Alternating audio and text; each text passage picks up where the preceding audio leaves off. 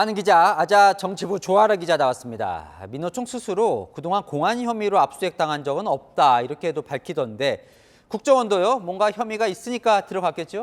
네, 그렇습니다. 국정원이 의심하는 혐의는요, 북한으로부터 공작금과 지령을 받아서 지하 조직을 결성하고 반정부 활동을 했느냐 여부입니다.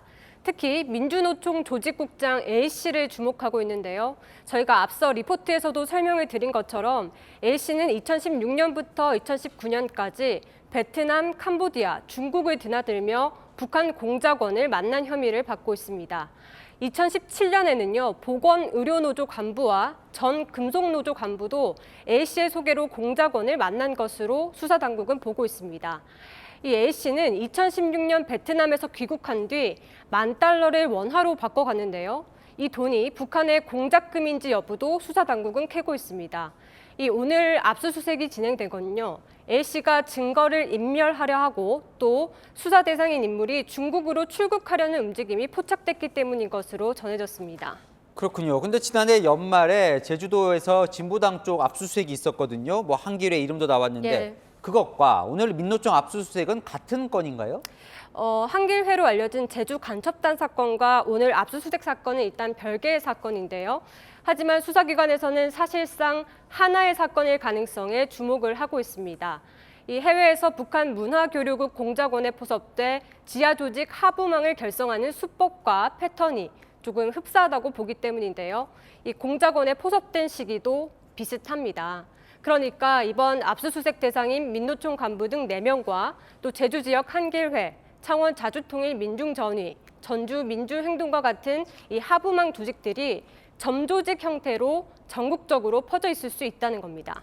참이 사실 21세기의 간첩이라는 게 잘 와닿지가 않는데 최근 들어 가장 큰 공안 수사인 것 같아요. 네, 그렇습니다. 북한이 이들을 통해서 뭘 하려고 했는지 국정원은 뭘 의심하고 있습니까? 네, 2014년 강제 해산된 통합진보당 혹시 기억하실까요? 기억나죠. 네, 국정원은 통합진보당 같은 정당이 다시 만들어지는 것을 우려하고 있습니다. 이 국정원은 북한 연계 지하 조직이 이미 민노총 등 시민사회단체 포섭은 마쳤다고 보고요.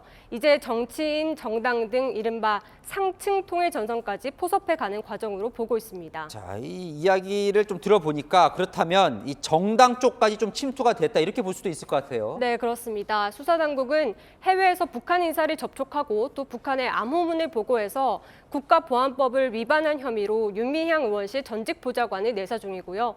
또 원내정당 당직자 출신의 다른 시민단체 인사도 국가보안법 위반 혐의로 내사 중인 것으로 알려졌습니다. 자, 그런데 이걸 좀 꼭 따져봐야 될 것 같습니다. 2016년에 이제 북한과 접선을 합니다. 국정원도 네, 그걸 그렇습니다. 알아요. 그래서 네. 2018년에 수사를 하려고 하는데 저희 단독 보도에 따르면 수사를 못하게 보류시켰다는 거예요. 남북 화해 무드를 깰까 봐요. 네, 그렇습니다. 수사당국은 일단 2016년에 민노총 관련 사건을 파악했던 것으로 전해졌는데요. 그런데 2018년에 실무선에서 본격 수사에 나서려 하자 윗선에서 이를 막았다는 겁니다.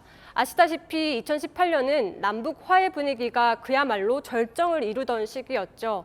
2018년 평창 동계올림픽을 계기로 평화 무드가 조성되면서 2018년에만 무려 3번의 남북 정상회담이 열렸습니다.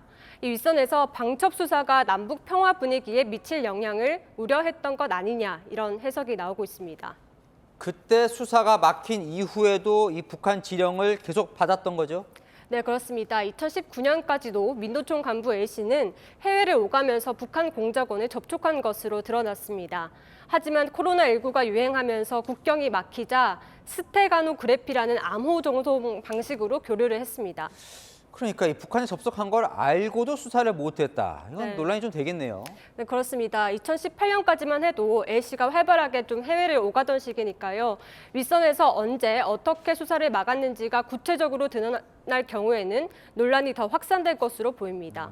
어떻게든 뭐 이렇게 보니까 간첩단 수사가 오늘로 끝은 아닐 것 같네요. 네, 그렇습니다. 최근 국정원은 간첩단 수사에 좀 속도를 내고 있죠.